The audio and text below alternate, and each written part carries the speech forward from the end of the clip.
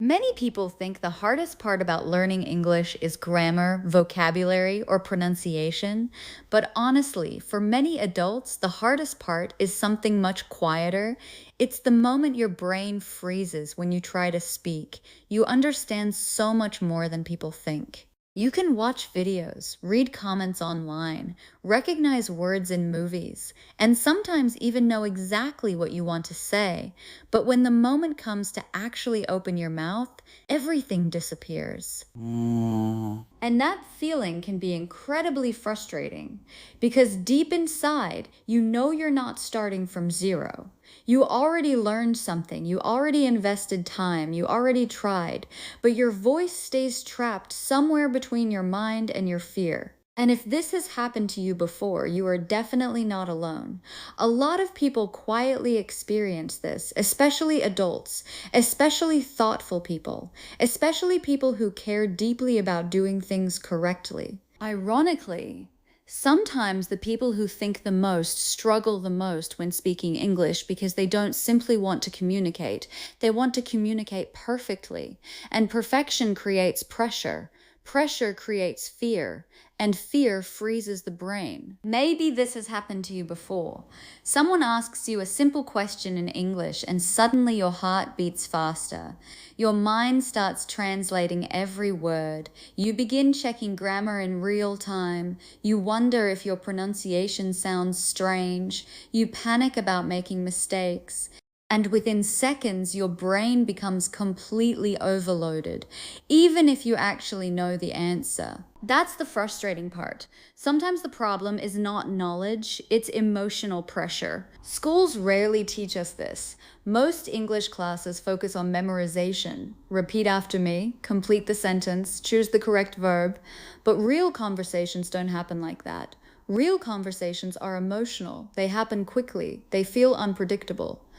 And sometimes they make us feel exposed, especially if we already feel insecure. Maybe you're afraid people will judge your accent. Maybe you're embarrassed about speaking slowly. Maybe someone laughed at your English years ago. Maybe you compare yourself to younger people online, or maybe you simply became too self-conscious over time. And little by little, your brain started associating English with stress instead of connection. That changes everything. Because when the brain feels threatened, it prioritizes survival instead of fluency. That's why you suddenly forget words you already know. That's why your mind goes blank. That's why speaking feels harder than reading or listening. Your intelligence didn't disappear. Your nervous system simply activated. I think many people need to hear this. Freezing when you speak English does not mean you are bad at English. Very often, it means you care too much about doing it perfectly. And perfection is heavy, especially in another language. Sometimes people imagine fluent speakers as fearless people, but honestly, many fluent speakers still make mistakes constantly. The difference is not perfection, the difference is comfort. They became comfortable sounding imperfect. They stopped treating conversations like performances. Because language is not really about performance, it's about connection. And connection becomes almost impossible when your entire mind is focused on avoiding mistakes. Uh, I remember moments where I knew the words in my head but still stayed silent. Not because I didn't understand English, but because I became trapped inside my own thoughts. Maybe you know that feeling too. You rehearse the sentence mentally again and again. You fix the grammar before speaking.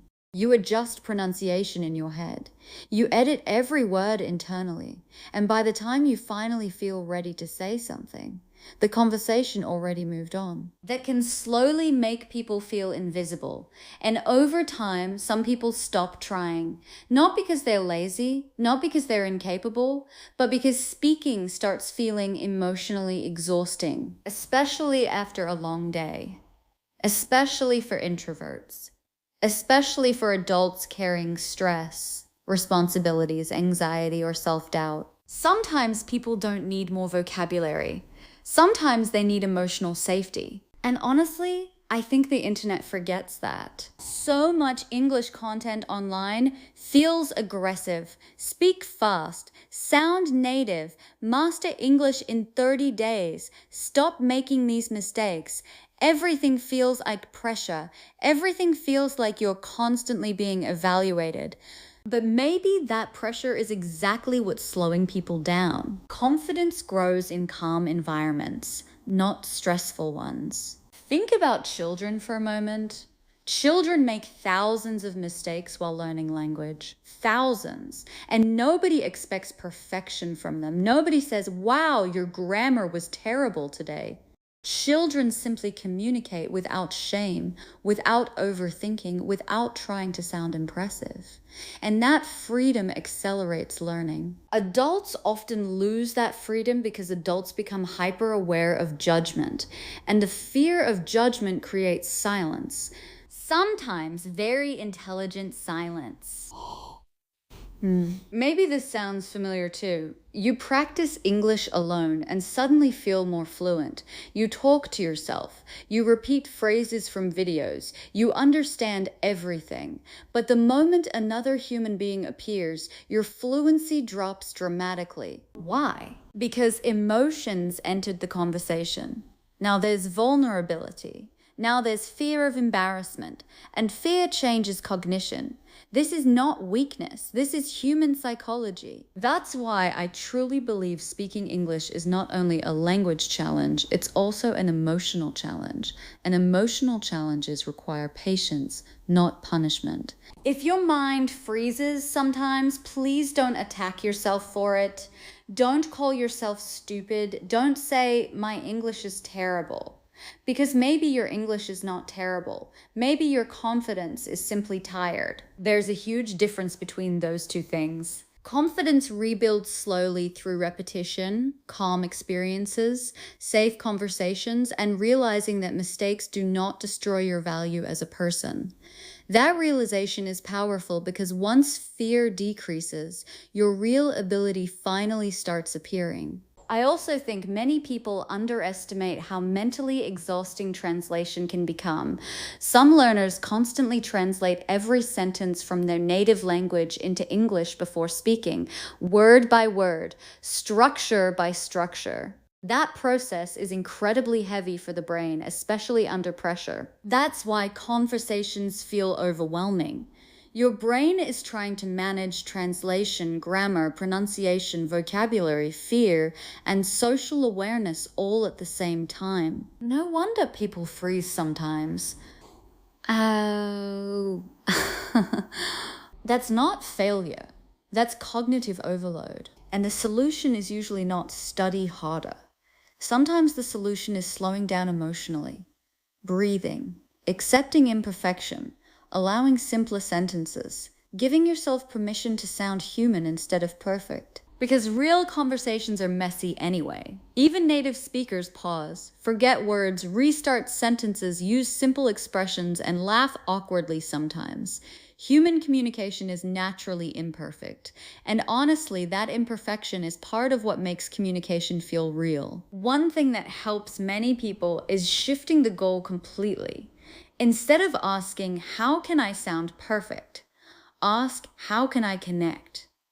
That small change transforms the experience because connection removes performance pressure. Suddenly, the goal becomes understanding and being understood, not impressing people. And that mindset creates relaxation. Relaxation creates fluency. It's amazing how connected those things really are. The calmer the brain feels, the easier language flows. That's why some people speak better late at night, alone, or with kind people. Safety matters much more than many teachers realize. And if you've been feeling discouraged lately, I want you to remember something important. The fact that you freeze sometimes does not erase your progress. Your listening improved, your vocabulary improved, your comprehension improved.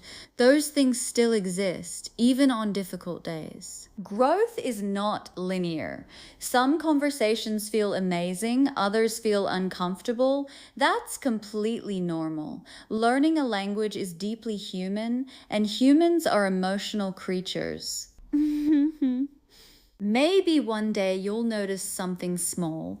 You answer a question faster. You stop translating one sentence. You survive an awkward moment without panicking. You speak despite the fear. And little by little, your brain starts understanding something new. Speaking English is not dangerous. That realization changes everything because confidence is not built through perfection.